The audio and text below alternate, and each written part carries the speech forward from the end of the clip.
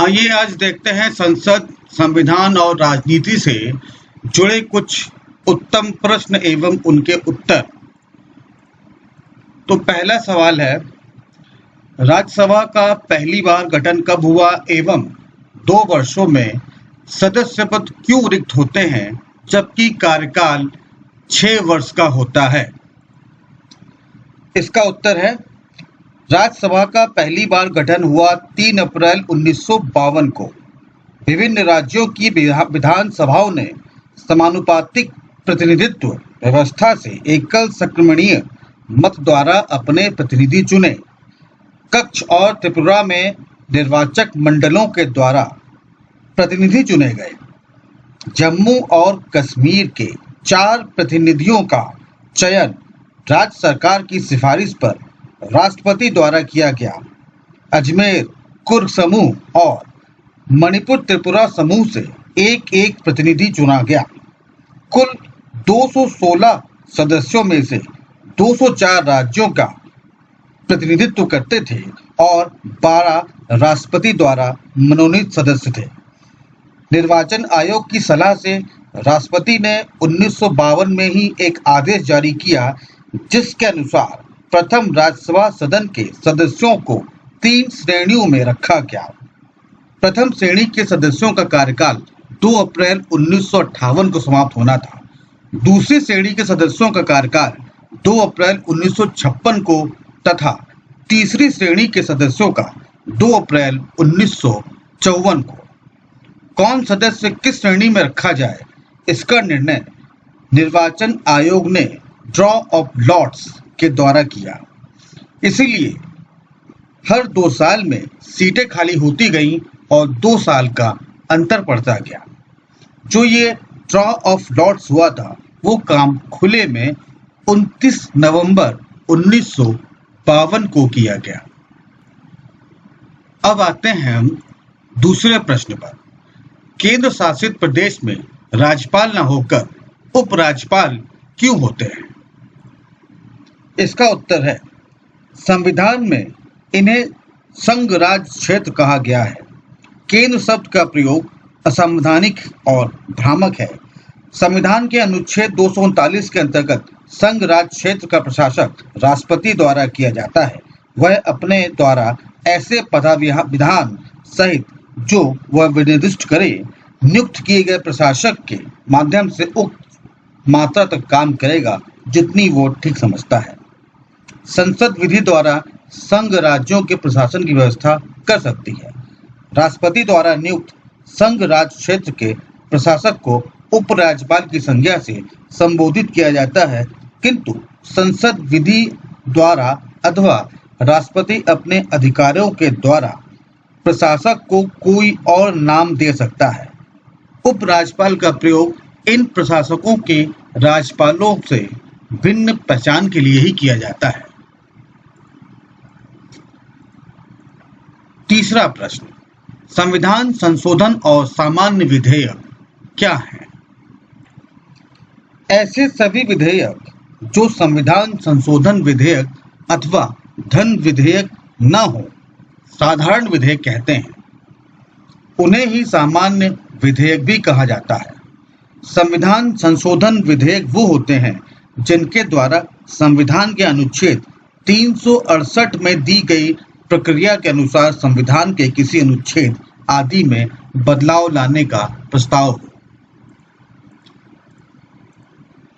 प्रश्न संख्या 4, विधानमंडल का पंगु सत्र किसे कहते हैं? जब नई विधानसभा के लिए निर्वाचन संपन्न हो जाए और नए विधायकों के नामों की घोषणा हो जाए किंतु पुरानी विधानसभा का कार्यकाल समाप्त न हुआ हो और उसका सत्र बुलाया जाए तो ऐसे सत्र को पंगु सत्र की संज्ञा दी जाती है। उदाहरण के लिए प्रथम लोकसभा का अंतिम सत्र पंगु सत्र था।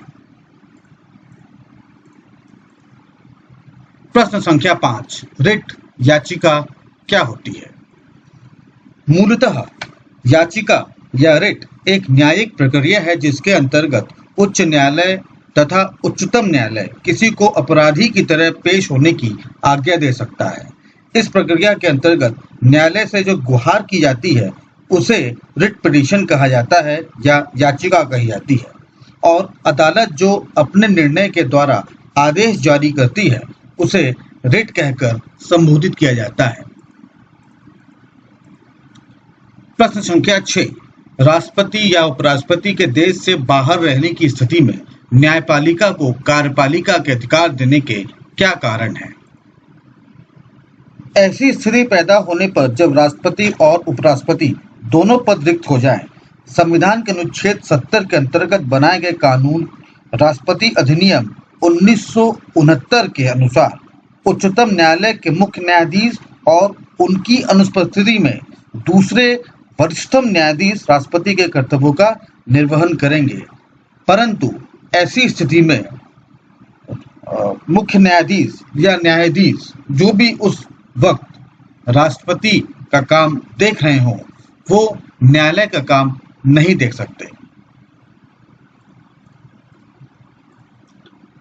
प्रश्न संख्या 7, यदि राष्ट्रपति को महाभियोग के द्वारा हटा दिया जाए तो क्या सुविधाएं उन्हें मिलेंगी? महाभियोग के द्वारा हटाए जाने पर भी राष्ट्रपति पूर्व या भूतपूर्व राष्ट्रपति तो अवश्य रहेगा। उसको मिलने वाली सुविधाएं जो राष्ट्रपति वेतन और पेंशन अधिनियम 1991 के अंतर्गत आती हैं और वो सेवानिवृत्त राष्ट्रपति को दी जाती हैं। इसमें पेंशन के अतिरिक्त सरकारी कार, सचिवालय कर्मचारी, सर्वोच्च श्रेणी की हवाई यात्रा, निःशुल्क टेलीफोन, बिजली, पानी और आवास मिलेगा, परंतु पेंशन नहीं मिलेगा। प्रश्न संख्या 8, न्यायमूर्ति या न्यायाधीश में क्या अंतर है? ऐसा कोई संवैधानिक प्रावधान या कानून नहीं है। न्यायालय और न्यायाधीश के प्रति परम आदर सूचक संज्ञा न्यायमूर्ति का उपयोग परंपरागत है, यानी कि न्यायमूर्ति और न्यायाधीश में कोई फर्क नहीं है। प्रश्न संख्या 9, प्रश्नकाल के दौरान अधिकतम कितने प्रश्न पूछे जा सकते हैं? संसद के दोनों सदनों में प्राय प्रत्येक बैठक के प्रारंभ के 1 घंटे तक प्रश्न किए जाते हैं और उनके उत्तर दिए जाते हैं। मौखिक रूप से अधिक एक बैठक में 1 घंटे के भीतर 20 प्रश्नों का उत्तर का प्रावधान है, किंतु वास्तव में आमतौर से 5 से 7 प्रश्नों के ही उत्तर पूरे हो पाते हैं। शेष प्रश्नों के उत्तर सदन के पटल पर रख दिए जाते हैं। मौखिक, जिसको हम तारांकित प्रश्न भी कहते हैं, मौखिक प्रश्नों के अतिरिक्त 200 से 230 लिखित अतांकारित प्रश्नोत्तर का भी नियम है। सदन के प्रत्येक गैर सरकारी सदस्य को, अर्थात ऐसे सदस्य जो मंत्री नहीं हैं, प्रश्न पूछने का अधिकार है। उत्तर प्राय सरकार की ओर से संबंध मंत्री द्वारा दिए जाते हैं। प्रश्न संख्या 10, क्या कोई राज्य रिक्तियों को केवल अपने राज्य के निवासियों के लिए सुरक्षित कर सकता है और इसके क्या प्रावधान है? इस प्रश्न का उत्तर है हाँ। संविधान के अनुच्छेद 16 में कहा गया है कि राज्य के अधीन किसी पद पर नियोजन या नियुक्ति से संबंधित विषयों में सभी नागरिकों के लिए अवसर की समानता होगी, किंतु उसी अनुच्छेद में बातों के साथ ये भी स्पष्ट किया गया है कि विधि के द्वारा किसी भी राज्य या संघ राज्य क्षेत्र को निवास विषयक कोई अपेक्षा चिन्हित करने का अधिकार दिया सकता है, अर्थात पदों को अथवा पदों पर रिक्तियों को केवल अपने राज्यों के निवासियों के लिए सुरक्षित किया जा सकता है। प्रश्न संख्या 11, शून्यकाल किसे कहते हैं? दोपहर 12 से लेकर सुबह से 1 बजे तक का समय शून्यकाल कहलाता है।